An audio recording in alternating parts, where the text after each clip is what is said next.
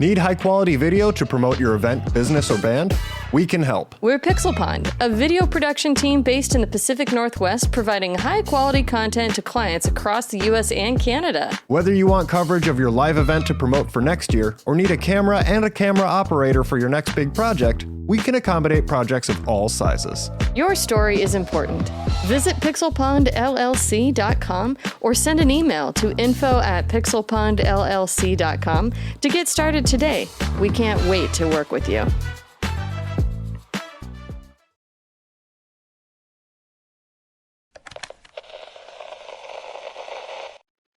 Parental warning. The following podcast is rated T for teen. Please podcast responsibly. Coming up on Gamers Week podcast. A Brazilian funeral urn and coffin manufacturer by the name of Bignoto is now advertising a new line of coffins styled after several Mario characters. The coffins feature Mario himself, Luigi, Peach, Toad, and Yoshi. If you had to choose what your coffin would be, and it doesn't have to be Mario, what game or character would you choose your coffin to represent? It probably would have to be Sonic the Hedgehog. Yeah, it's Sonic the Hedgehog, and at the base, like on the outside of it, just like a bunch Chili of dogs. no rings, because I lost my rings. Oh, there we go. That's nice, dude. I see what you. And then when you open the coffin lid, it should make the sound. Yeah, pretty much. Yep. I lost my rings.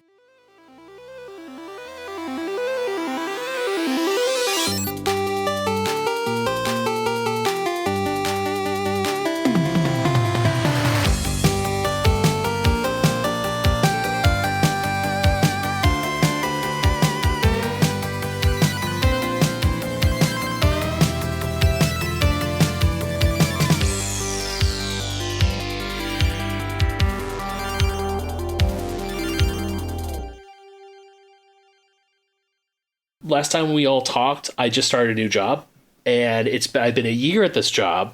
And you grade cards, right? That's what I'm doing. That's what I'm learning how to do. For which company? PSA. Oh, you motherfucker. Oh. Okay. Now, I've recently gotten back some cards from PSA. I have a shipment in there right now. Mm-hmm. You know my name. If you ever see cards from I cannot touch them. Donniegretro. Because I personally know you, I can't touch them. Oh, you. So before, when I was working at the post office, and you guys would probably see me do like a whole bunch of writing and a whole bunch of stuff like super late at night, that was just pure anger fueled like rage. Just like I'm writing out of spite and anger. Now when I come home, I am at peace. Yeah, I bet. I'm home for the rest of the day. The sun is up. I was just going to say. I can see sunlight. Being at peace is bad for creativity. Yeah. Oh, you're right. It's like everybody says that AI will never replace humans as far as creating art, because AI can never be lonely or angry or horny or any of the emotions that you need to create really meaningful art. No. I actually like what I do now because I get to look at trading cards all day. It's fucking awesome. Absolutely, yeah. Especially the high dollar ones. You could be looking at medical claims with me. It's that's awesome. All right. Well, let's go. And what the hell am I doing? There we go. All right. We're live. We are live. Here we go. See, Snacks is already in the chat going, Donaldo, get it together. Get the stream started. The stream was already started, man. We were just discussing some very highly classified intel that you cannot know about. The type of underwear you're wearing right now, is that secret? None. That's not secret. It's how many holes are in those underwear. That's the secret thing. That's secret level super secret squirrel. That is the highest level of secrecy. Yep. All right, let's get this party started. Welcome to Gamers Week podcast. Like the name says, we analyze the best, worst, and weirdest headlines of the past week in the video game industry. This is episode 210, and today is Wednesday, April 29, 2026. Thanks so much for tuning in, everyone. My name is Blue Williams, and I'll be your host this evening. But as you can see, I'm not alone. I have two fine co-hosts with me. My first co-host is currently dealing with the pain and shock of being callously betrayed by the one that he holds dear above all else. Pizza. And we wish him the best of luck in putting the pieces of his heart back together again. Everyone, please welcome in the one and only Donnie G. I'm over here paying my respects to a fallen comrade. It was both ends of your fallen comrade. That's what the pizza was doing to me this weekend. Thoughts and prayers. Thoughts and prayers. And my second co-host is currently under the weather with a debilitating sore throat, which he swears is completely due to a virus and not to his Thursday night side hustle behind the 24-hour convenience mart. That's right. Ryan Payne, a.k.a. Retro Game Brews, is absent tonight, but in his place, we are joined by Ben Magnet, podcaster, writer, gamer, and all-around cool nerd. And he was kind enough to join us tonight on very short notice. Ben, thank you so much, and welcome back to the show. Absolutely. Thank you for having me back. It is great. It is great to be back. And I gotta say, when I saw the message last night, Blue Sky betrayed me because I wanted to put up that Batman gif in our message, and it wouldn't let me. Yeah, so and it like, doesn't do that in the DMs yet. Nope. It was late last night. I literally hit Ben with the "Hey, you up? Want to be on our show?" She did. She did. She totally did. What are you doing? And I was like, yes, please, absolutely. And then I was like, wait, what time zone is she in? Oh, she's probably asleep, man. And then like X amount of time later, another thing popped up. I'm like, yes, I'm in. Well, glad to have you back, Ben. Yeah, definitely. You were last on the show on episode 114, which was back in March of 2024. So just about 2 years ago. Yeah, it is. Really? It's been a while. Yeah. So for anybody who missed episode 114, could you let everybody know a bit about yourself and what you do? Yes. So, hi, my name is Ben Magnet. I do a podcast called D in Dark. It is a Dungeons and Dragons style podcast where myself and our other players, we played Universal style monsters. Like, I was Mary Frankenstein. We had the Wolfman, the Invisible Man, and that campaign is now done. It is over. Season 2 is on its way. And in between seasons 1 and 2, we had a whole bunch of stuff. I recently just did a campaign that I DM'd myself, my very first time being a dungeon master, where I used the Dark Souls tabletop role-playing game system and essentially homebrewed a side campaign. So that was really fun. And at the time of this recording, we're recording on Wednesday, the finale for that will be dropping next week. So if you're going to wait till next week, you get all 11 episodes to sit back and enjoy some death and sadness because it's Dark Souls. You have died. It's a mood, but we enjoy it. Besides that, I still am doing Basement Arcade Pause Menu is not dead. It has just been on a very, very quiet hiatus for reasons. The last episode I recorded was with none other than the lovely Miss Blue Williams over here, who's probably sitting there going, when the frack is that episode coming out, Ben? I still have that recording on my computer. I came across it the other day. I was like, do I still need this? I don't think he put that episode out yet. It's not up yet, but it will be up eventually. And so I do that. I also write for Old School Gamer Magazine. I write for Fusion Gaming Magazine. And that's pretty much it. So I've... Oh, is that all? That's it. Unless you want to put on me traveling to Japan a whole bunch of times, but I don't think they need to know about that. If you've been on my Instagram, you know about that already. Yeah, no, the jealousy is real. Yeah, I'm sorry. Well, thank you so much for joining us again on short notice. Very, very great to have you here. We will include links for all of Ben's stuff in the show notes. So when you're done here, be sure to go ahead and check out his millions of projects that he has going on. But for now, do you want to start your own podcast? Maybe about Cushy Cravings, the shop that sells edible donut pillows to satisfy both your tailbone as well as your sweet tooth. Well, you need a place to host your show. Buzzsprout has a user-friendly interface, great analytics, and resources to help you grow your audience. Just use the link in the description to get a $20 credit when you sign up for a paid plan. And let's move on to our reviews, reactions, and requests. Prince Hyrule says, the more games you play, the better deal you get on Game Pass. I've already beaten 11 games off Game Pass this year. 11 is a lot, and it's far more than me. I don't think I've beaten anything this year. Vampire Crawlers will probably be my first one.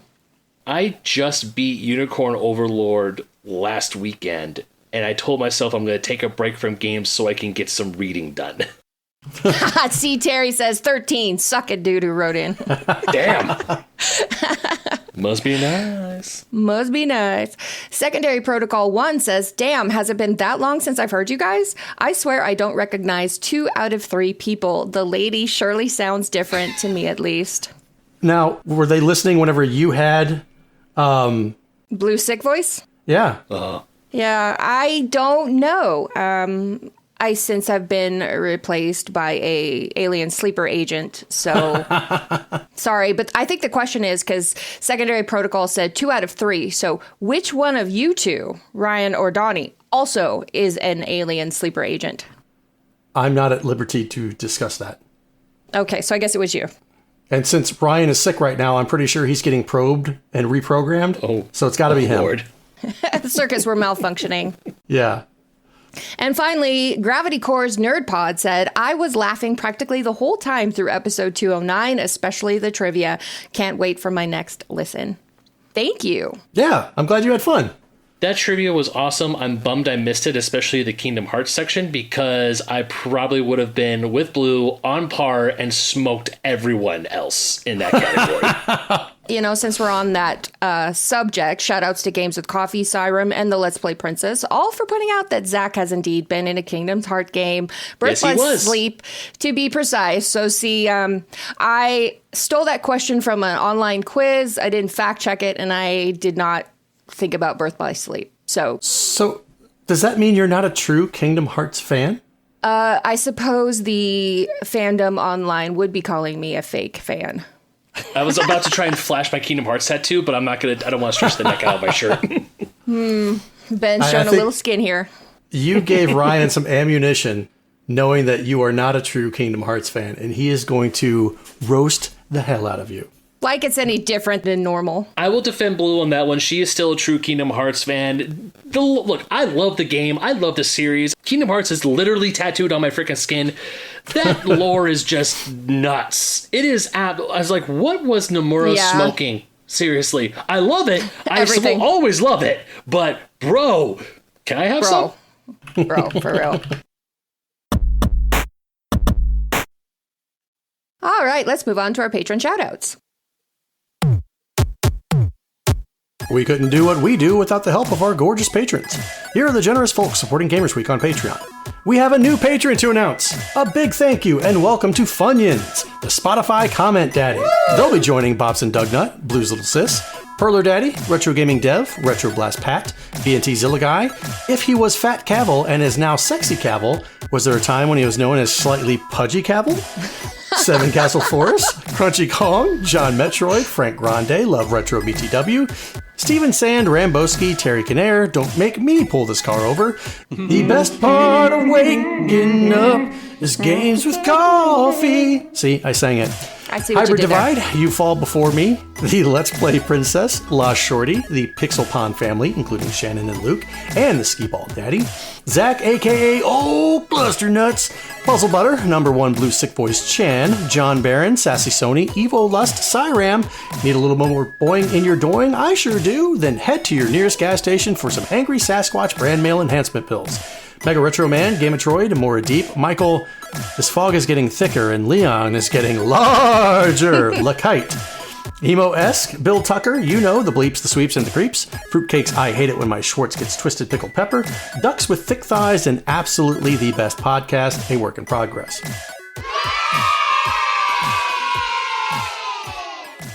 If you like what you hear today, and we really hope you do, please consider joining us on Patreon.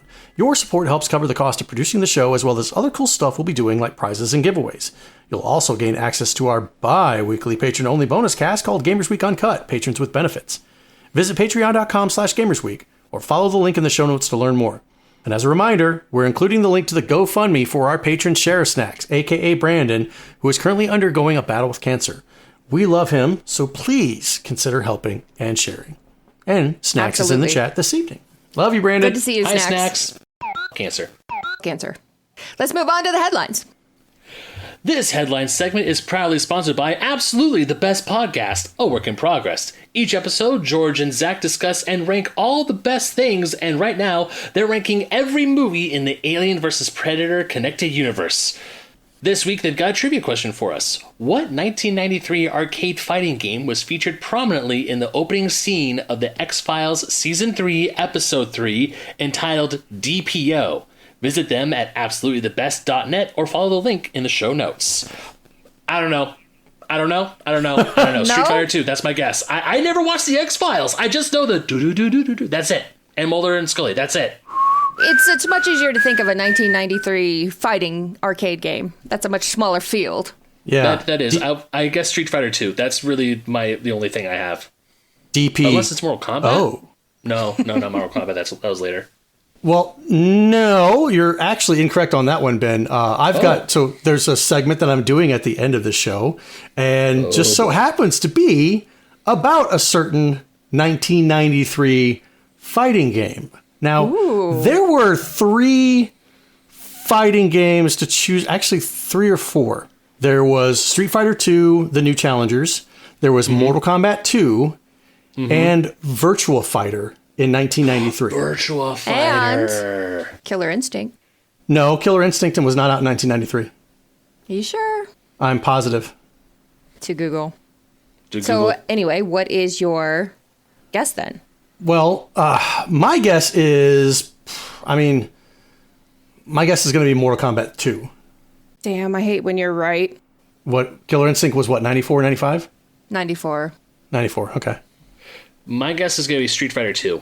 Street Fighter 2, The New Challengers, okay. Yeah, that one.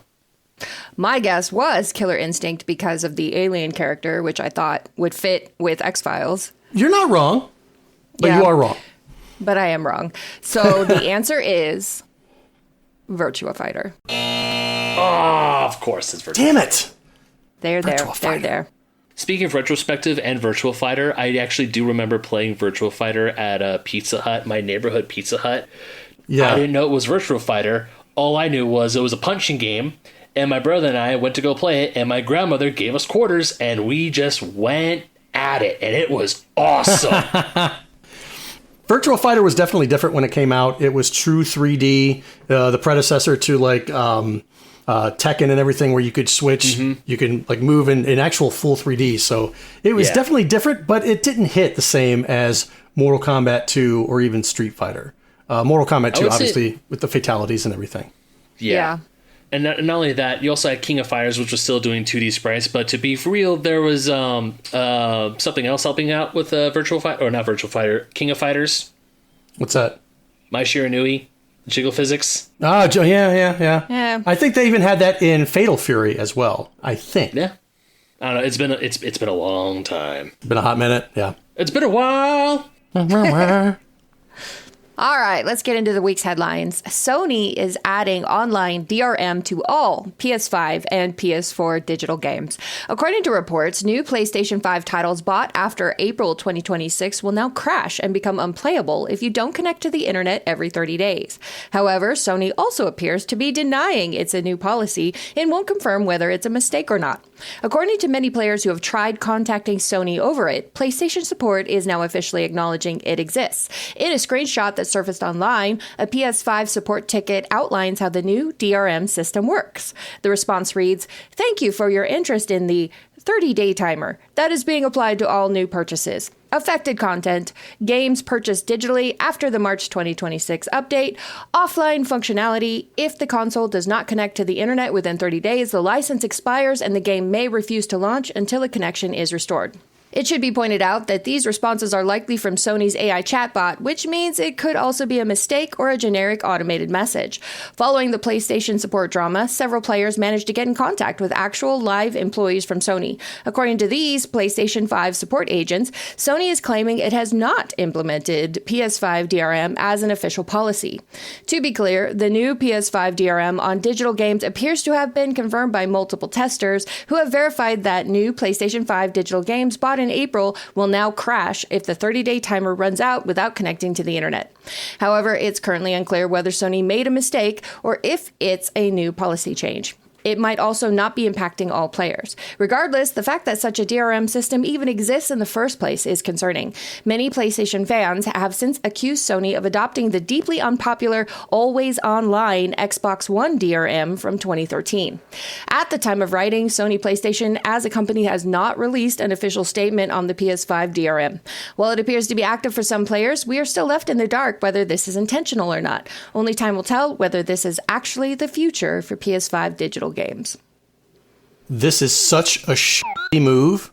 And I don't understand what game companies are doing nowadays. You're making all of these changes and these rules that are very controversial and pushing your fan base away.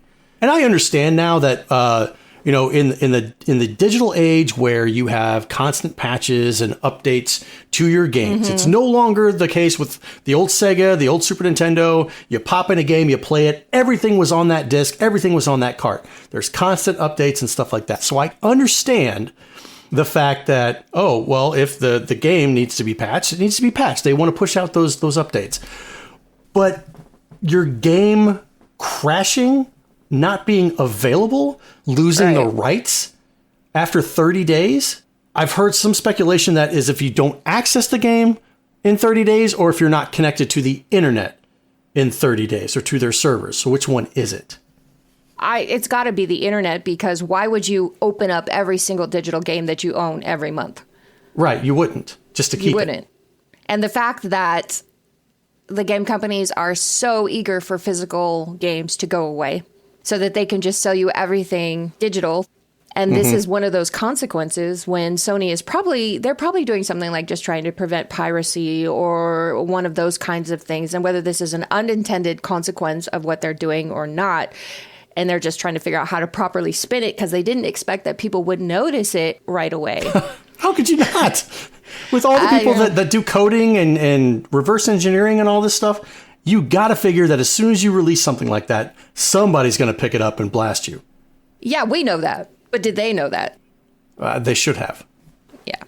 So who knows what they're really intending, but as it mentions, it does seem real uncomfortable that they even have a system like this built, that they could implement something like this anytime they choose, essentially. It does bring to mind a lot of the Xbox One always online crap. And the example immediately comes to mind of like military service members. You're overseas, you don't always have connection to the internet. And you may as well stand up there and go, well, if you want an always offline console, we have one for you. It's called the 360. This seems like right along those veins. Like history is repeating itself. It's kind of crazy to watch.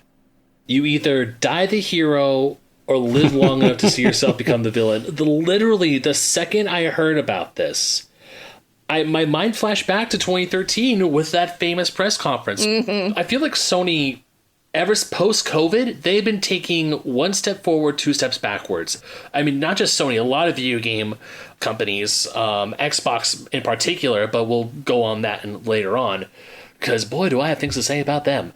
But they are doing the thing that they buried Xbox with, and the PS4 jumped in sales. At least partially jumped in sales because of it. And it's just mind-boggling. It's like, do you guys not know your own history?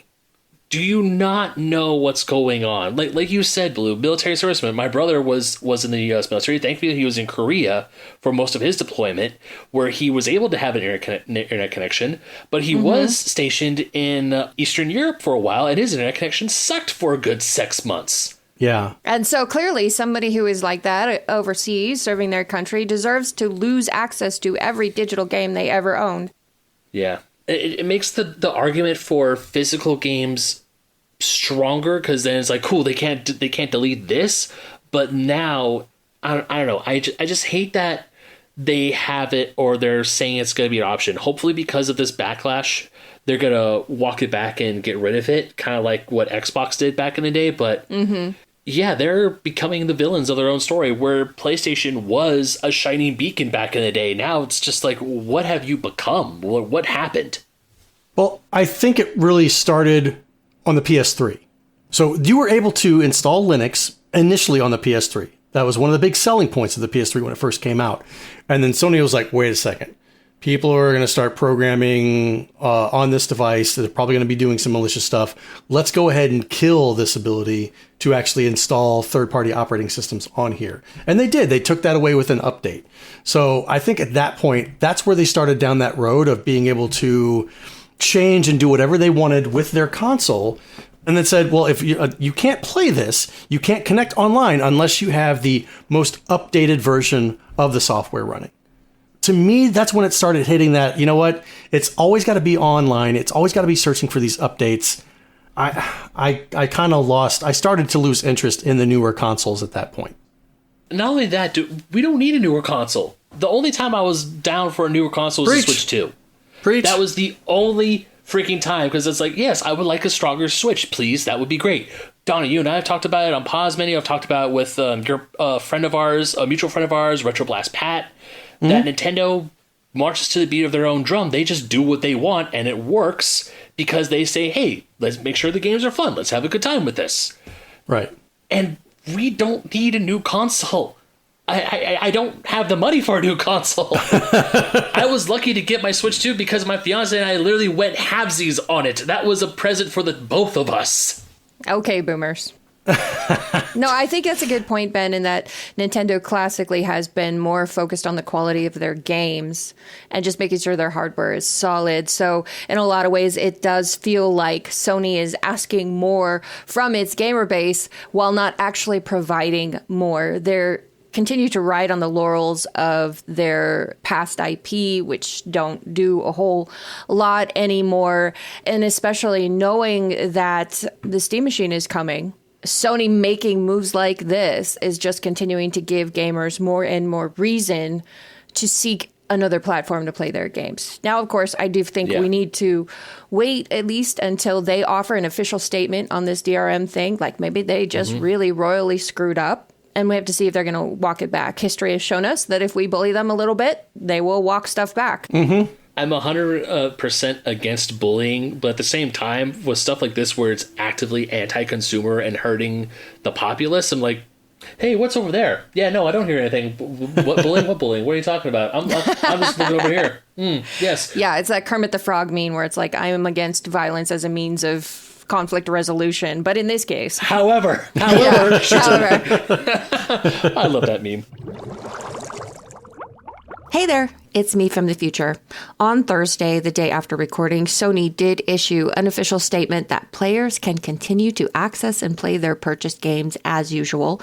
A one-time online check is required to confirm the game's license, after which no further check-ins are required. It is believed that this check is partially done to prevent anyone from getting a refund for a game and then taking their system offline to continue using it without a valid license. So whether Sony never intended the DRM system to work like everyone feared, or whether they secretly changed it due to public opinion and just pretended that's the way it always was, we may never know. But for now, the situation does seem to have resolved itself.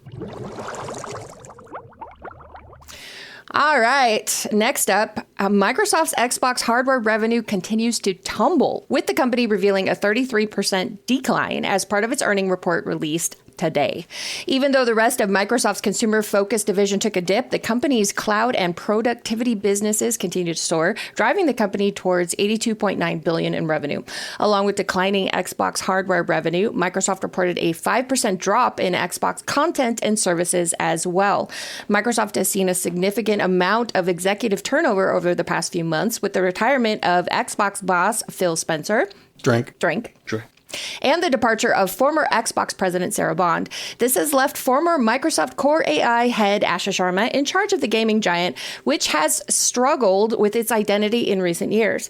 Already, Sharma has lowered the price of Xbox Game Pass and has taken steps to rebuild Xbox's identity. In addition to an executive shuffle, Microsoft has only pushed further into AI in recent months, with the company reporting $54.5 billion in revenue from its cloud businesses, marking a 29% year-over-year increase. We are focusing on delivering cloud and AI infrastructure and solutions that empower every business to eval max their outcome. That is the worst term I've ever heard. Eval max their outcomes in the agentic computing era. Microsoft CEO Satya Nadella said in a press release, our AI businesses surpassed an annual revenue run rate of $37 billion, up 123% year over year. Revenue earned by Azure and other cloud services went up 40%. The cloud is everywhere right now. It's everywhere. Everybody's doing everything in the cloud and AI. My company is, balls deep into AI and what it can do. This is something that I've kind of seen, and I've been saying it for a while when we talk about the whole dongle thing. Dongle. There's not going to be hardware anymore. If a user can connect up to Azure or AWS or Google Cloud, and the games run on these servers that are in there, and you have a controller that interfaces with that through the dongle, you don't need to spend money on expensive hardware anymore. It's all going to be subscription based.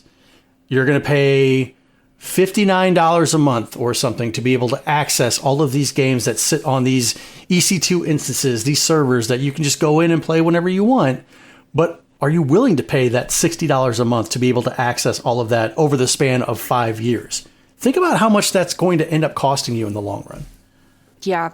And you do kind of wonder how long the overlords at Microsoft are going to continue to tolerate Xbox division losses. If their hardware revenue is down 33% and their other services are also down, you got to wonder at what point they're just going to say, no more Xbox, no more. They just sell it off. Right. And it's interesting because prior to these reports coming out today, I had originally intended that we talk about, essentially, it was a new mission statement of sorts that was emailed out to Xbox staff from Asha Sharma and Chief Content Officer Matt Booty, where they talk, Booty, that the players are frustrated and that Xbox has in many ways lost their identity. So seeing these two things together, you do kind of wonder if Asha Sharma, was she sent in to save Xbox, and seeing if they're doing kind of these more or less radical things, like we're going to drop the Microsoft branding from Xbox and now we're just Xbox because Xbox is cool and Microsoft is lame. And so we're going to try to be cool again, and doing all these things to try to give Xbox its best chance at resurrecting before Project Helix comes out. But if that doesn't work, you got to wonder, like, legitimately, what is the future of Xbox? I don't know. That's the problem. Right. I don't think any of us knows. I've been wanting to jump on a soapbox about Xbox for a while. Xbox has lost the plot for so freaking long. I remember even back in the day, me and my buddy of mine, Ryan, my former host on Fake Nerd Podcast, we would talk about the Xbox press conferences from E3 and all the games that Xbox was doing. Is like, look at all the cool stuff that they're coming out with. Look at all these really cool games. And I'm just sitting there going, we are never going to hear about these games ever again. So it was just a lot of smoke and mirrors? It's a lot of smoke and mirrors, yeah. Like, the only game I remember hearing of again after it was two games. Hi-Fi Rush, because it came to PlayStation and the studio closed. Right. South of Midnight. Right. But it was only for a hot second. A bunch of other games, I can't even tell you. The other stuff that Xbox touted was either the Bethesda stuff, Starfield, kind of like we talked about a while ago, kind of mid. It's fine. It's not bad. It's not great. It's just there. And then with Xbox constantly getting all these studios and doing fucking nothing with them is pissing me off. Sorry, Blue. That's a big Yoshi sound right there. You literally have so many studios. I don't know what the frack Xbox is doing. That whole everything is an Xbox crap. Yes, it did die, and I'm glad it's dead. Everything's an Xbox. Mom, is this an Xbox? Yeah. Sorry for the rant, guys. It's just hearing stuff coming out of Microsoft and them saying, we're going to do this, we're going to fix it, and gamers are frustrated. I can only imagine how mad gamers are, especially the Xbox fans who have been there since day one, Gen 1, the OG. I get it. I understand it. And I feel your pain. I want Xbox to succeed, because if Xbox succeeds, PlayStation will get off its ass. They'll succeed. Everyone will succeed. I don't necessarily think that Microsoft succeeding will cause Sony to succeed or the PlayStation to succeed. The PlayStation is succeeding just by itself, But with recent moves that they're like we just previously talked about, they are kind of shooting themselves in the foot. But I can understand your train of thought if Microsoft is going about with their new campaigns about lowering costs and making things more available to their gamers. Maybe Sony will take note of that and say, you know what? Maybe we too should welcome our gamers with open arms and give them something back. Wait a minute. Oh, God, I fell asleep there. I was dreaming. Yeah, sorry. No, we just want all the money. I mean, in a ways, they have been. Sony has been with putting their games on PC. I mean, yes, it has been a long time wait for for Spider-Man, God of War, and other games to end up on PC eventually. Even though they walked that back and said they're not doing it anymore. Yeah. I mean, I think that in a lot of ways, both Xbox and Sony are coming across the same problem right now in that in the last several gens, they had a formula for putting out great games, and it made success feel easy in a sense. Well, making the games was hard, but success came to them because the games were great. Now that same formula no longer works for a variety of reasons. Gamers are jaded. We've seen everything. We're no longer impressed just with graphics. Like, we want newer stuff, not just rehashing the same stuff over and over. And so it's more difficult for them to capture the same amount of lightning in a bottle that they used to be able to do relatively easily. And I think that they have not yet found a new way, either of them, to move forward. Like, how do we get gamers in the 2020s and the 2030s to love us as much as they used to? And I think they just genuinely don't know. And what is most concerning about this earnings report is where Satya Nadella says AI businesses surpassed 37 billion, up 123% year over year. So if Xbox continues to struggle financially, as far as not bringing in as much money as Microsoft wants it to, it's only a matter of time before they say our AI is making money. We'll put them together. You get AI Xbox, profit. You get what you get, and you don't throw a fit. Right. So I can see them combining it, but I can also see that if they're making 123% revenue increase year after year, they could probably afford to lose just a little bit of money in the Xbox division, trying to do new things, trying to get it right. No, you think they would just cut ties with it and sell it? Even if you get things right, they cut ties with you. Yeah. No, you're not wrong. I'm pretty sure the team of Hi-Fi Rush must have been riding high, like ready to jump on the next project. And then when they got the letter saying that they were being closed, it must have been a punch to the gut. They were profitable, like critically, financially, fans, people loved them, loved that game. And then all of a sudden, we're going to close your studio down. Just a closure for no reason whatsoever. Yeah. Yeah, well, when your little bitty studio is not making Call of Duty money, well, then they're just not worth the drain on the bottom line. So get rid of them. And unfortunately, I think that, the same with Sony, both of them are needing such high profit margins from their games that it's just like, it can't happen. So the formula itself is broken. Yeah. Makes me sad. Yeah. All right, and last up, we've seen some pretty wild Super Mario-inspired products in our time, but this has to be one of the highlights. A Brazilian funeral urn and coffin manufacturer by the name of Bignoto is now advertising a new line of coffins styled after several Mario characters. The coffins feature Mario himself, Luigi, Peach, Toad, and Yoshi. The designs are fairly minimal, featuring black colors and gold accents, while the icons depicting each character can seemingly be quickly swapped depending on the color of the coffin. So, for example, the same shade of green is used for both Luigi and Yoshi. Simple. Granted, themed coffins are hardly a new thing, and we've seen dozens based on pop culture properties. Still, it's nevertheless quite an eyebrow-raising experience whenever we come across a new one. And what would Nintendo say? The company is notorious for being strict on how its property is used, but would it really go after a coffin manufacturer? Last year, a Costa Rican grocery store named Super Mario won a legal battle over its name, initiated by Nintendo, and preserved the right to keep it. Nintendo has listed a number of spheres where it has an exclusive right to use the trademark. However, the list doesn't include grocery stores, and this fact helped the Costa Rican shop to keep its name. They have a lot of categories listed: video games, clothing, collectibles, toys, school supplies, ornaments, etc., but not the sale of groceries, and that's why the National Register failed in our favor, the store owner posted on Facebook. It's doubtful Nintendo thought to trademark coffins, although you never know. So while I like the idea, I applaud it. I also think it's a little ridiculous because where do coffins go? In the ground. In the ground. So you're paying all this extra money for people to see it for like, I don't know, an hour, 2 days, and then boop, right in the ground. So if this were maybe going on display, like you could put my coffin in the house or in the home, just like with you in it, maybe. You know, you vacuum seal me in there so it doesn't stink or anything like that. You just put me up in the living room with my Bowser themed fire coffin. Bowser's not one of the choices. It should be.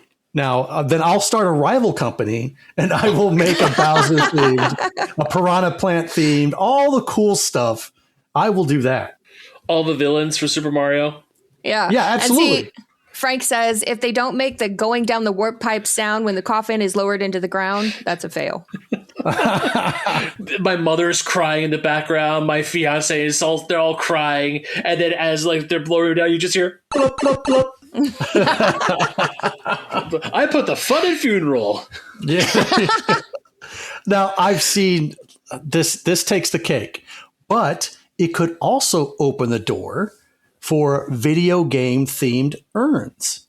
Like if someone were to be cremated, would like to have a Yoshi egg colored urn sitting on your mantle? And then your grandkids come over and what's this? Yeah. Crack the egg. I mean, funny enough, if they were to make a Sonic and Mega Man urn, because I actually do want to be cremated when I pass away, that would be pretty sweet. Same yeah, here. where are the Sonic coffins?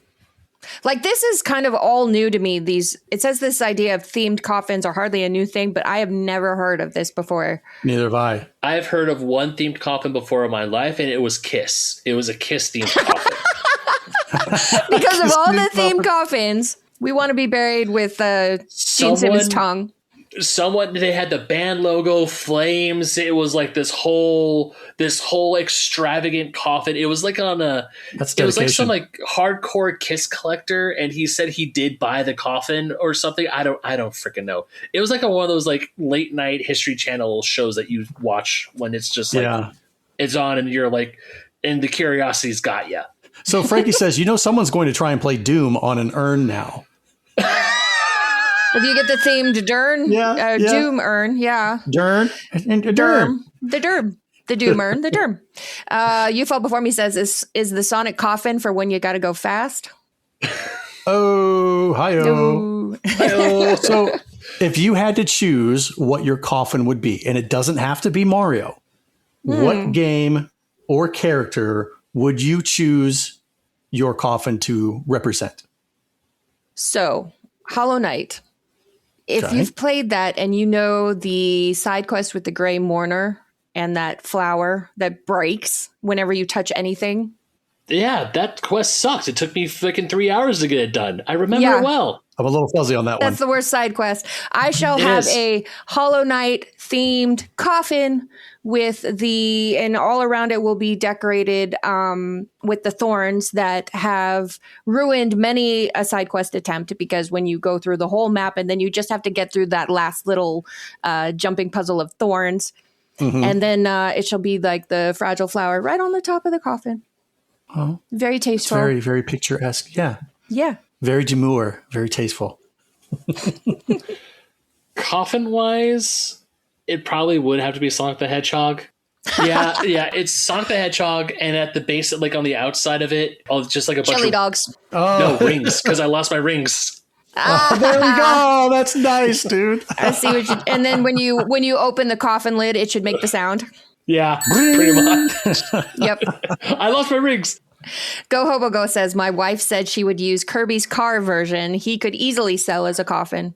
Kirby. No doubt. The Kirby coffin. Kirby. What about you, Donnie? What's your coffin? Probably Donkey Kong. Okay. Something with the flaming barrels somehow incorporated into the coffin. I really like ladders coming up and just barrels kind of like going down the ladders, circling, coming back up, zigzag, all that stuff. That would be cool. Not as intricate as your guys's, but yeah. I think if it's Donkey Kong, they should just stuff you in a barrel. Call it good. Yeah. The coffin is the barrel. Yeah, there you go. And it's just like Donkey Kong Country where it just like spins you around. Yep.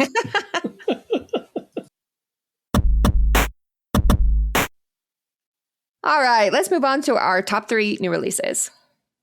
He-Man and the Masters of the Universe, Dragon Pearl of Destruction. PS5, Xbox Series X and S, Switch, and PC. Take control of He-Man, Man-at-Arms, and Teela in a fast-paced magic brawler that blends the crunch of arcade classics with the high fantasy action of the animated series.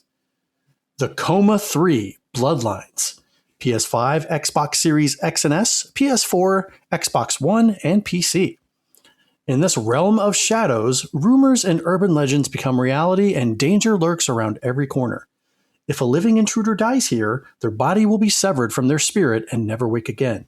The Coma 3 Bloodlines is a 2D run-and-hide horror adventure where you must escape threatening puppets and shadow monsters while gathering clues, solving problems, and unraveling the mysteries surrounding the chaos that the 3 main characters have been thrust into. Saros, PS5, the only option. Beneath the shadow of an ominous eclipse, Arjun Devraj, Rahul Kohli, star of The Haunting of Bly Manor and Midnight Mass, is a Soltari enforcer who will stop at nothing to pursue answers on the shape-shifting world of Carcosa, a planet filled with dark secrets and hostile inhabitants. Unleash a high-tech arsenal of weaponry as you dodge, shield, and parry enemy attacks in a fluid, flow-state-inducing dance. Combine abilities and learn the attack patterns of your enemies to gain the upper hand, even when the odds seem stacked against you.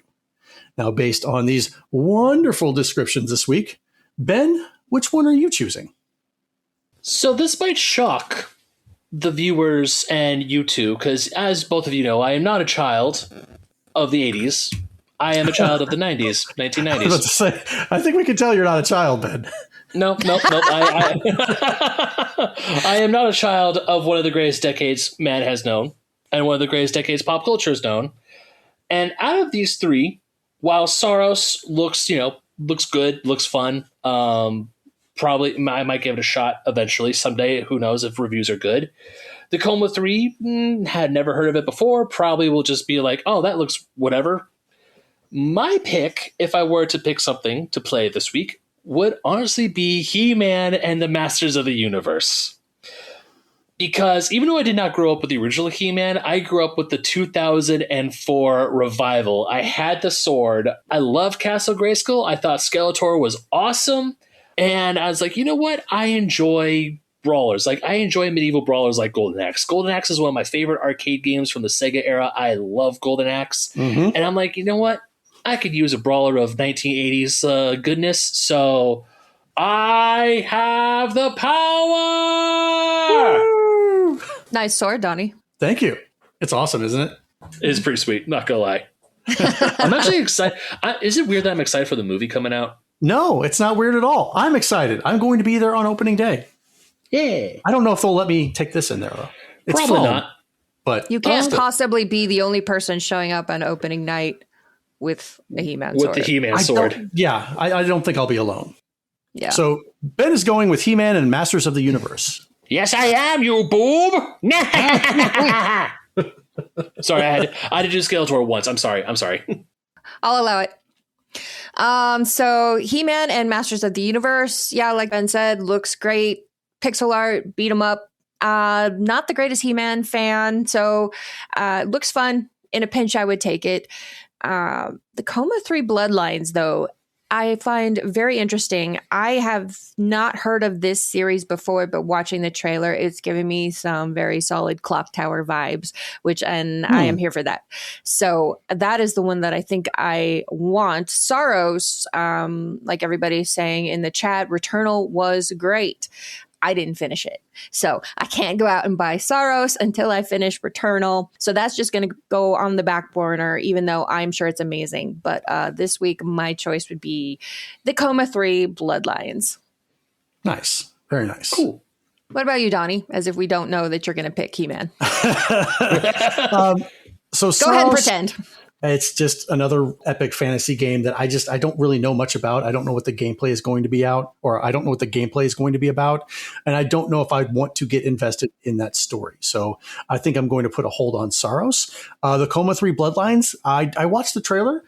doesn't give me really anything to go on. Is it a narrative game? It's just a storytelling game?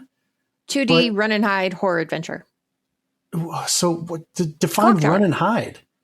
It's one of those survival horrors where you can't really fight. You have to hide mainly from the villain. Okay. I guess it would just depend on the gameplay. I could possibly see myself playing it, but hands down, what I'm going with this week is He-Man and the Masters of the Universe: Dragon Pearl of Discretion. It's a beat 'em up brawler, and I really love those games. Those games are my wheelhouse and my crack, and a beloved IP to me that I can't wait to get my hands on. I'm going with He-Man and Masters of the Universe. Yes, like Ben said, I have the power sword, and I also have the power. Very nice. Hell yeah.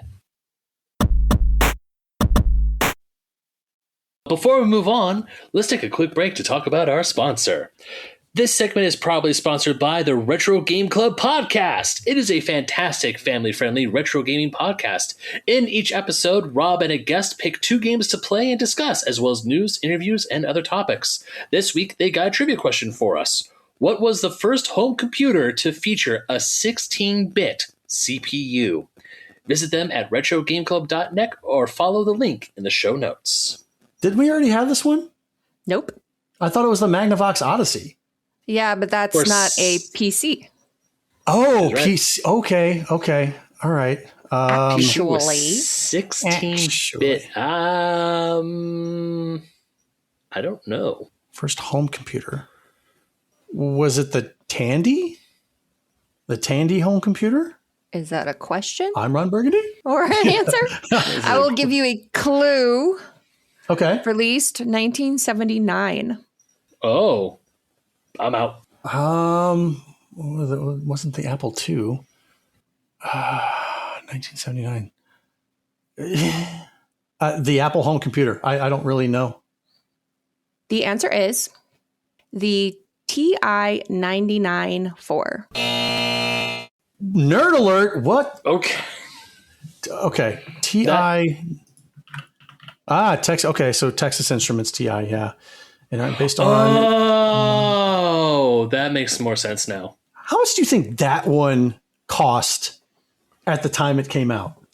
1979 price tag, I would say maybe $1,200. That is a lot of money for 1979. I know it's a lot of money for 1979, but I had it. Zach says 1,500. Good Lord. But it was crisis. Ain't nobody buying that.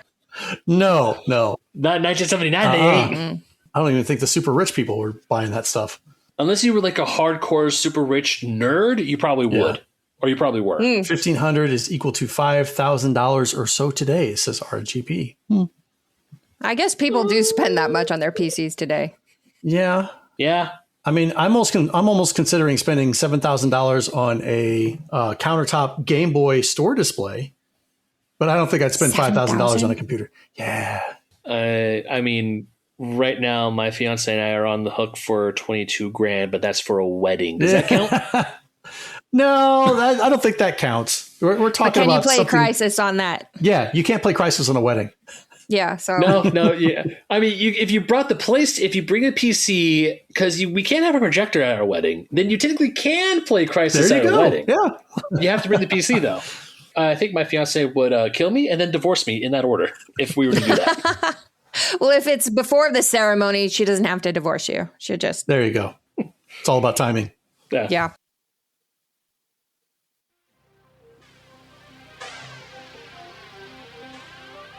Well, hey there, fellow kids. It's time to go back when things were simpler, when the change in your pocket could fill up your car, when the phrase, "they took our jobs," wasn't directed at AI, when a sitting president wasn't continuously trying to be killed.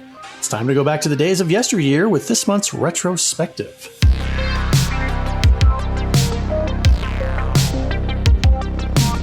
Now, in honor of the new Mortal Kombat 2 movie coming out, I thought I'd take a look back at the arcade blockbuster follow-up to the arcade smash hit that was Mortal Kombat. As you know, Mortal Kombat debuted in 1992 to a roaring success in the arcades. It was a time in the US that was dominated by Street Fighter II and Fatal Fury, which used 2D anime-drawn character sprites. Mortal Kombat jumped onto the scene using digitized live-action motion capture of real people dressed as the game's characters such as Sub-Zero, Raiden, Scorpion, and Johnny Cage. These characters had depth, and their moves screamed 3D. Not only were the characters badass, but the levels they fought in also used motion capture for the characters in the background, making them come alive. Did you know that both Goro's Lair and the Throne Room levels were inspired by the movie Big Trouble in Little China?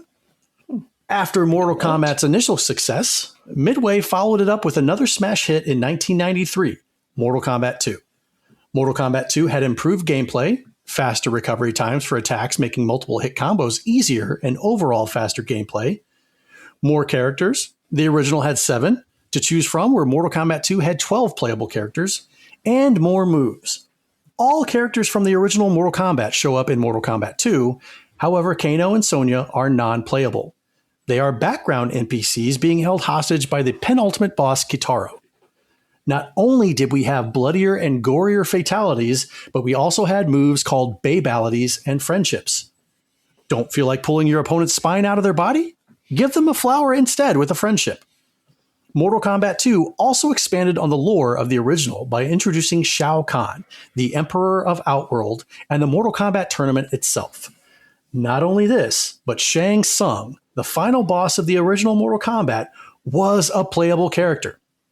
Mortal Kombat 2 proved to be an enormous commercial success and even a cultural phenomenon. The game went on to become America's highest-grossing arcade game of 1994, according to the Amusement and Music Operators Association. By 1996, the number of arcade machines sold approached 25,000 units. At that time, arcade games that sold 5,000 units were considered strong titles, and an arcade cabinet cost $3,000 to $4,000. The arcade version went on to sell 27,000 units and grossed $600 million as of 2002. Mortal Kombat 2 was considered an arcade game of the year, taking over from the original Mortal Kombat. Now, remember how I said that Mortal Kombat 2 was bloodier and gorier? Well, as in the case of the first Mortal Kombat game, the content of Mortal Kombat 2 became the subject of a great deal of controversy regarding violent video games. The game was banned in Germany, and all versions of the game except for the Game Boy version were subjected to being confiscated from the German market for violating the German penal code by showing excessive violence and cruel acts against representations of human beings. Due to regional censorship, the game was also released with green-colored blood and black and white fatality sequences in Japan. It was at that time a unique occurrence of a Western game being censored in Japan rather than the inverse.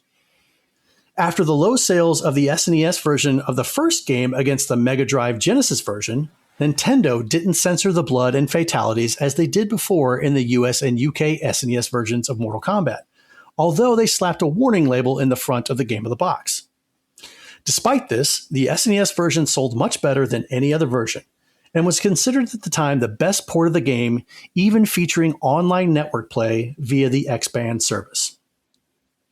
In the first week of the console release, the game made sales to $50 million, which Acclaim Entertainment said was the largest introduction of a video game in history. Distribution of over 2.5 million copies around 15,000 stores required 65 trucks and 11 jumbo jets. First week sales of over 50 million in the United States, surpassing the opening box office results of that season's Hollywood film blockbusters such as Forrest Gump, True Lies, The Mask, and The Lion King. I want game sales to now be measured in jumbo jets. And Yeah, I'm with her on that one. How many jumbo jets is it going to take to actually balloon up the sales? I can get on board with that. Yeah. Jumbo jets it is. So approximately 2.5 million units were shipped to stores within a month. Mortal Kombat 2 became the world's best-selling video game until it was eclipsed by Donkey Kong Country, released in November 1994. Blue will smile on that one. In the United States, it was the top-selling Genesis, SNES, and Game Gear title of September 1994, and the top game for the latter console the following month. The Genesis version went on to sell 1.78 million copies in the US, along with an additional 1.51 million copies for the SNES in that same region. In the United Kingdom, it was the top-selling game in September 1994, including for the Mega Drive, SNES, Master System, Game Gear, and Game Boy. It remained the top-selling game for the Master System, Game Gear, and Game Boy in October, and for the Game Gear in November. Now, I was lucky enough to have lived through the arcade experience of the 80s, 90s, and 2000s and got to experience all of the Mortal Kombat arcade releases firsthand. Mortal Kombat 4 is the absolute worst. I can still vividly remember the sounds of the Mortal Kombat 2 cabinet booming over almost every other arcade machine there was, and lines of people with recorders ready to take on the next challenger. Even with newer releases of Street Fighter II, the new challengers, and a true 3D fighter called Virtua Fighter, Mortal Kombat 2 still brought players in droves. How could you stray to other fighters that didn't have the blood, guts, and finishing moves that Mortal Kombat 2 did?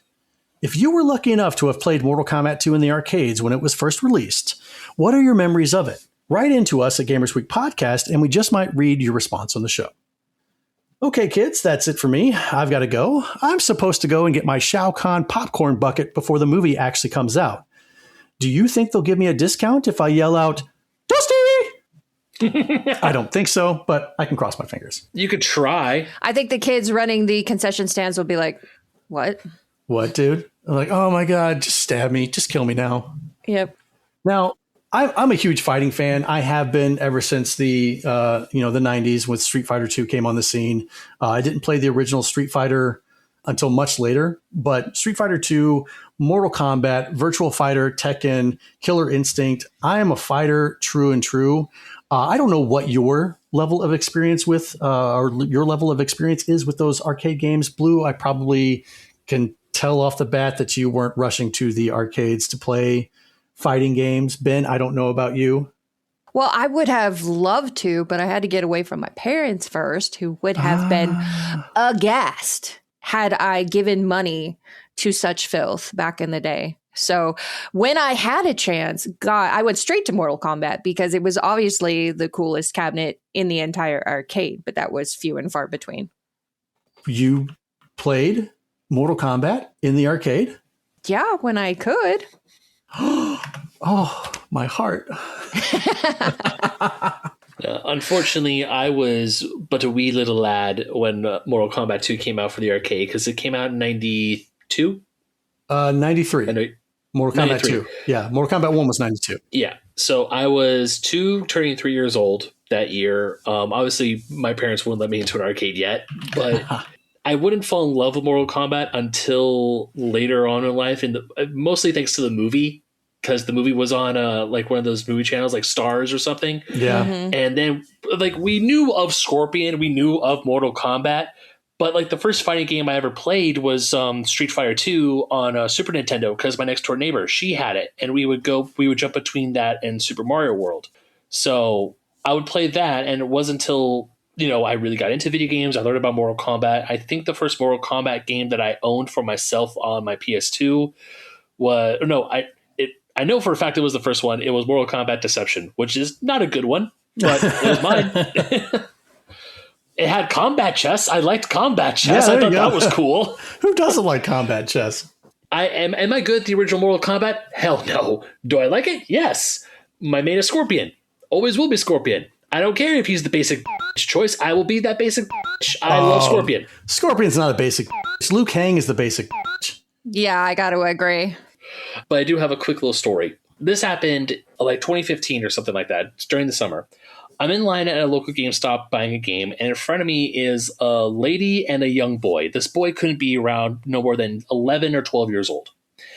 And the woman he is with is a guardian, either an aunt or a stepmom or someone. It's not his mom. He comes up to her with a copy of Mortal Kombat 10 in his hands and hands her the game. He's like, this is the game I need you to buy for me. And she looks at it, flips it over, and says, are you sure your mom's going to let you play let you play this? It literally says blood and violence. There's a lady bikini. Like, she is just naming all the stuff on here on it. Fine. But here's the kicker. So on the GameStop screens, they were showing footage from the UFC fighting game. The kid just looks up and tells, let's call her his aunt. He tells his aunt, points to the TV and says, no, it's just like that. It's not that bloody, I promise. Sounds legit. So she essentially says, okay, yeah, sure. He goes away and starts looking. And I was this close to ruining this child's day. Oh, no. I wanted Snitches get stitches, Ben. Yep. I wanted to tap this lady on the shoulder and says, ma'am, that kid is playing you like a fiddle. Do you see the M on there? That franchise is the reason we have this. But I just stood there and just stayed quiet. The guy behind the counter did say, this is an M-rated game. Are you sure? She said yes. And they left. I'm like, kid's going to learn eventually. You would have started his villain arc right then and there. I would have, yeah. Right. Yeah. I was this close to completely snitching on this 11-year-old. Don't snitch, Yeah, man. come on. Keep your I lips did it. sealed. I He did worked it. hard I for did that. it. I kept my mouth He shut. worked really hard for that. Yeah. Let He him did. have it. Good He man. literally played the game so he could play the game. So you know what? Respect. Besides, he probably got home and his mom went, what the hell is this? Threw it in the trap. So you know that joke when you're watching an anime, your parents always walk in during the fan service They scenes do, when like the though. girl is half naked. Oh, I can yeah. only imagine that his mom walked in and it was the X-ray scene where Raiden's nose is getting caved in and just blood and brains are going everywhere. And yeah, See, Frank says, Oh my God, what the hell says? C, that M, it stands for mom approved. Mom approved. Everybody knows that. It's mom approved. Crazy. All right, well, let's go ahead and wrap up the show. Thank you, everyone, for listening to episode 210 of Gamers Week Podcast. And a big thank you to the Retro Game Club Podcast, Love Retro BTW, Pixel Pun Production Company, and Absolutely the Best Podcast, A Work in Progress, for sponsoring this episode. Don't forget to check out their links in the show notes. If you want to connect with Gamers Week, follow us on Twitter and Blue Sky at Gamers Week PC. Watch us right here on Twitch at twitch.tv/Gamers Week Podcast, where we will record live every Wednesday at 8:30 Central Time. Email us at gamersweekpodcast@gmail.com. Visit our merch store at gamers-week-podcast.creator-spring.com, or if you want to do it the easy way, follow the link in the show notes. And last but not least, join us on Patreon at patreon.com/gamersweek. Finally, since you made it all the way to the end of this episode, please leave us a rating and a review to let us know how we did. We really do value your feedback. And while you're there, consider subscribing on iTunes, Spotify, or your podcast platform of choice. Ben, thank you once again so much for joining us. This was a blast. it was my pleasure. I absolutely love coming on here and talking games with you guys. And if you need me again, just holler at me. I'm 99% sure I'll be able to answer the call. Yeah, next time I will try to give you more than 12 hours notice. It worked. It still worked. I did. You got to do the, hey, you up? Yep. Before we get out of here, will you please let everyone know where they can find you? Yes, you can find me on the internet at benmagnet27. I'm most active on Blue Sky. I'm active on Threads, Instagram. I'm technically still on Twitter. Haven't deleted it yet. I might eventually. You can also find me playing Mary Frankenstein on D and Dark. You can listen to D and Dark anywhere. You can listen to podcasts and also take a listen to D and Dark Souls. That's the campaign I started. I wrote, I DM'd, and the finale is coming out next Wednesday. And you can also see me writing for Old School Gamer Magazine, Fuji Gaming Magazine. So yeah, that's what I got going on in my life right now. Awesome. Well, like I said, we will have links to all Ben's stuff in the show notes. So now that you have finished this episode, definitely hop on over and check out all the stuff that he's got going on.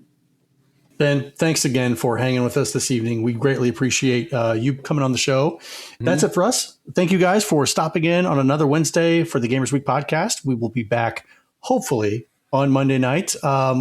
Probably time for us to do an uncut. We haven't done one in a couple of weeks. So we should be live on YouTube with another uncut if Ryan is feeling better. And then if he is, all three of us will be back next week, this time, next Wednesday, pleasuring your eyes and your ear holes. So thanks a lot. Pleasuring, yes. Thank you very much. I hope you have a great night, and we will see you back next week. Take care. Good night, everyone. Bye. I don't want to feel good. I want to feel evil.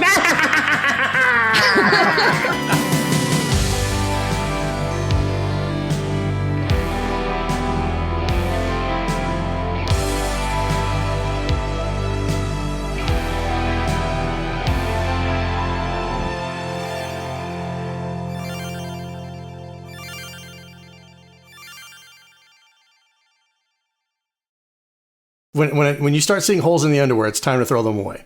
Is it? I feel like there's been discussion in the chat about, in our Discord about holes, how many holes and your balls falling through the holes. And then this is like a thing that the guys are doing with their underwear. I think, the discussion lately was like underwear with pouches for the men. Pouches for the men. Things, for you to put things in. See, Zach says, can confirm. Yeah, you can confirm. I don't get that. No? You don't need a pouch for the boys? I don't need a pouch for my pouch. Okay. I don't get the point. As I understand it, you're missing out when you're going pouchless. You know, if I had a bingo card and this would be this was not going to be on that bingo card for me coming back to talk to you guys. You missed us, didn't you? I miss you so much. I knew it. Of course I miss you guys. See, as Snack says, it's your sack. It's a sack. You gotta have a sack. Do you? As I understand it. Okay, all right, we'll just leave it at that. Just observation. As I understand it, you gotta have a sack. Welcome to Gamers Week Uncut. Welcome to Gamers Week Uncut. Welcome to Gamers Week Uncut, patrons with benefits. This is the unscripted, patron-only bonus cast with less editing and more dirty jokes. We don't know where the conversation will go, but we're sure it will be weird. This fish just went right on my nipple, and I'm just like, I Google Street Fighter 6. The first search result that comes up is people think they can see Ryu's in the Street Fighter 6 reveal. Listen up here, kids. You're not going to want to get one of those VD-STDs things, right? Make it fall off. When you go, grab a pro. You'll be doing it for America. That was perfect. If you want to hear weekly episodes of our patron-only bonus cast, join us at patreon.com/gamersweek.